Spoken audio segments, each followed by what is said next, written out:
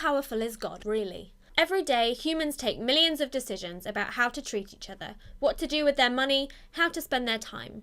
What has God got to do with that?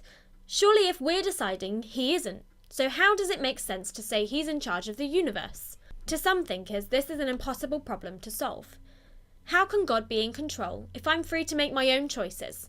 I certainly feel free. When I choose which chocolate bar to buy, which party to vote for, or which bus to catch home, I have no sense that something inside me is forcing me to make that choice. It's up to me. Some schools of thought have suggested that maybe we're not free at all. We seem to be that way, but actually everything we do or say is prompted by forces working on us which we don't understand. We are just the product of our drives and our instincts. Freedom is an illusion. We're fated to do what we do. That's why companies advertise on TV. You can predict the results. Nobody would pay from £10,000 to £30,000 for half a minute of peak airtime unless they were absolutely sure they would get it back in profits. People are predictable. You can tell what they're going to respond to. And so from early in the 20th century, there was a philosophy called behaviourism, which claimed that we shouldn't attach any importance to why people did certain things. They were just blind puppets controlled by forces they didn't understand.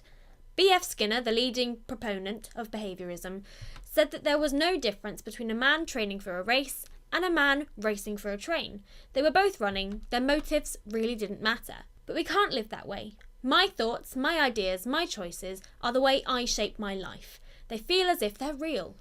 When I can't decide between two puddings on the menu, when I feel strongly about who I should vote for, when I decide I can't really afford to go on holiday this year, it seems entirely my decision. I'm not being driven along by forces outside my control. I have the power to shape, wreck, or fulfill my life all by my own choices. And the Bible disagrees with behaviourists. It says that yes, we are really free. That's one of God's greatest gifts to us. When he made the universe, he could have designed us to be androids that were constructed to do exactly what he said, as we pointed out last time. Life would have been much less painful, much less ugly, but also much more boring. But he didn't do that. He made us in his image and gave us freedom to choose, to be creative, to develop our own unique personality. So how come the Bible also says that he's in charge and that his plans will ultimately triumph? Well, we can't explain that. But let's be honest, if he's God and we aren't, there are things about him that we won't be able to tie up logically. But although we can't work out the answer, we can see why we're confused. Philosophers have been arguing for years about freedom and determinism, and they still can't sort it out.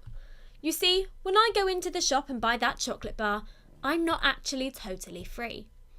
My choice is shaped by lots of things. The adverts I saw on TV the night before, my memories of my granny giving me the same chocolate bar when I was little, the colour of the wrapper, my personal taste buds. Lots of things about my choice are pretty determined, and there's nothing I can do about that.